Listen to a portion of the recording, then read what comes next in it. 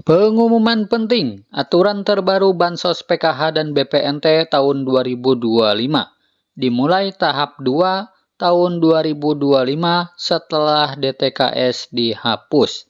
Simak dan dengarkan baik-baik. Kenapa DTSN yang sudah selesai belum bisa kita pergunakan? Sekali lagi saya sampaikan bahwa kita masih memerlukan uji petik, kita masih memerlukan koordinasi sekali lagi dengan pemerintah kabupaten kota untuk memastikan data terbaru kita ini terus sesuai dengan situasi dan kondisi di lapangan. Nah, setelah nanti uji petik selesai, udah final, maka nanti di triwulan kedua kita akan jadikan pedoman untuk membagi bansos maupun juga melaksanakan program PKH dan sejenisnya. Saya sekali lagi ingin menyampaikan kepada masyarakat bahwa harap maklum apabila pada kesempatan yang akan datang pada hari ini atau pada triwulan pertama ini mendapatkan bantuan, nanti kalau di triwulan kedua kemudian bisa jadi tidak mendapatkan bantuan.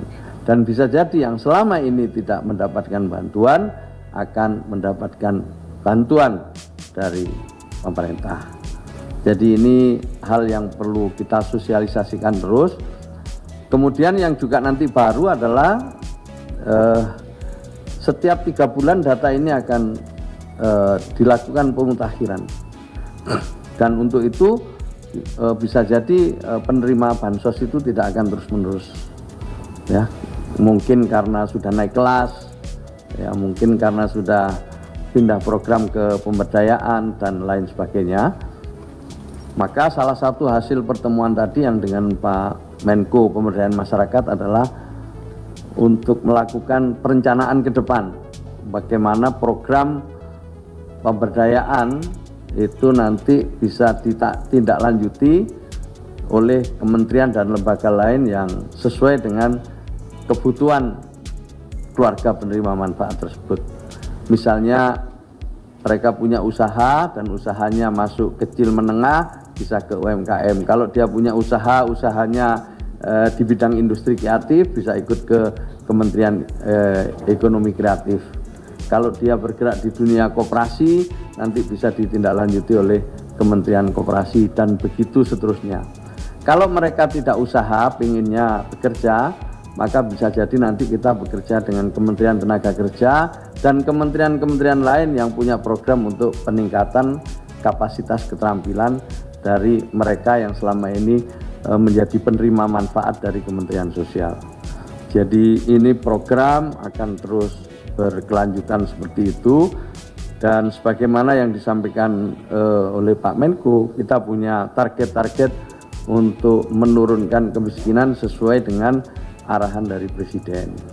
0% paling lambat untuk kemiskinan ekstrim di tahun 2026 dan pada saat nanti 2029 kemiskinan kita sudah turun di bawah 5%. Sekarang sudah 8,57. Inilah koordinasi terus dilakukan. Kali ini Pak Menko berada di Kementerian Sosial, pada pertemuan yang lain akan pindah ke kementerian-kementerian lain. Maka itulah Pak Presiden Prabowo sejak awal ngajak kita untuk memulai kerja dengan data yang akurat. Nah, apa yang dikerjakan selama 3 bulan terakhir ini adalah dalam usaha untuk memperoleh data yang lebih akurat. Gitu ya, jadi kita buat begitu, jadi kita akan pelajari. Masukan-masukan yang baik akan terus kita jadikan bahan evaluasi untuk memperbaiki pensasaran ke depan ya. Maka itu kita akan coba 3 bulan dan kita harus sepakat dengan BPS ya, setiap 3 bulan kita lakukan pemutakhiran, dicek lagi, setiap 3 bulan kita lakukan evaluasi, kita lakukan pemutakhiran lagi, kita cek lagi, sehingga bisa jadi nanti penerima manfaat atau keluarga penerima manfaat bisa tidak mendapatkan lagi pada triwulan-triwulan berikutnya. Jadi ini perlu disampaikan supaya nanti masyarakat tidak katakanlah bingung gitu. kenapa saya dapat, kenapa kemarin nggak dapat, sekarang nggak dapat dan lain sebagainya. Mungkin karena datanya sudah tidak sesuai lagi. Nah, kalau ada yang protes bagaimana? Silakan, boleh untuk protes, untuk usul lewat cek bansos itu. Itu ada lagi terakhir, ya.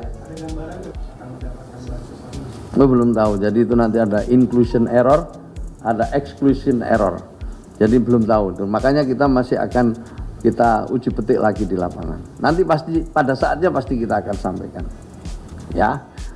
Nah, untuk penyaluran bansos kita per hari ini sudah mencapai 75%. Tinggal 25%. Insya Allah minggu ketiga ya, paling lambat sudah tuntas semua dari bulan Februari ini.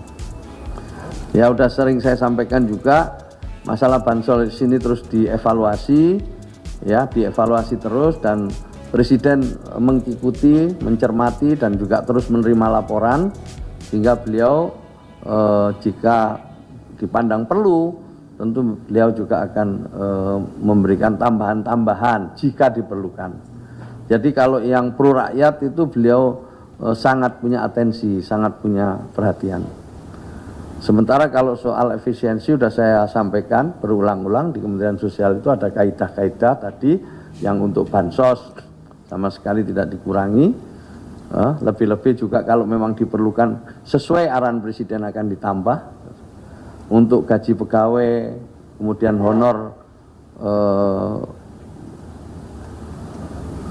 pendamping dan lain sebagainya juga tidak ada yang dikurangi pada tahun berjalan ini. Ya, efisiensi kita lakukan sesuai arahan dari Presiden, dan kita harapkan ya dengan adanya efisiensi ini semua jajaran Kementerian Sosial untuk mau menyesuaikan, mau beradaptasi